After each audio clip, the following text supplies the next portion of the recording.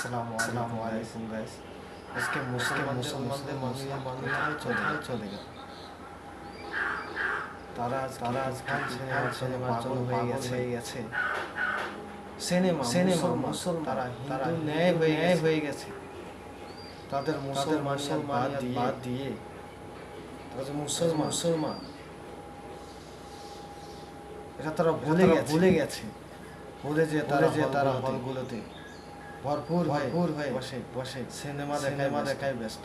সেই সিনেমাটির নাম হচ্ছে তুফানের মধ্যে একটি গান আছে, দুষ্ট কুকি। এই দুষ্ট কুকুরের জন্য তারা পাগল হয়ে গেছে। তাদের ইমানের কি হালো, নামাজ কালামের খবর নেই। তারা আজকে সিনেমার পিছনে ঘুরছে। তারা চিন্তাও করছে না যে তারা মুসলমান। তারা ভারতের হিন্দুর ন্যায় হয়ে গেছে। হিন্দুর ন্যায় সিনেমা দেখতে ব্যস্ত। সিনেমা নিয়ে ঘাটাঘাটি।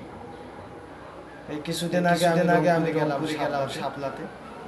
শাপলা হলে যাওয়া যাচ্ছে।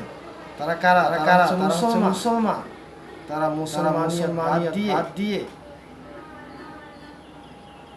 তারা কি করছে অনেক ঘোরাফেরা করছে। ছেলে মেয়ে জোড়ায় সেখানে দেখলাম তারা সিনেমা হলে টিকিটের জন্য পাগল হয়ে গেছে।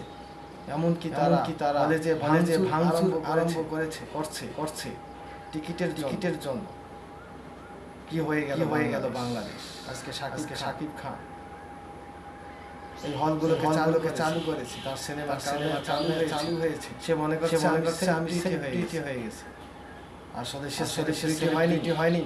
সে গুনার কাজগুলোকে পুনরায় আবার জারি করে দিয়েছে।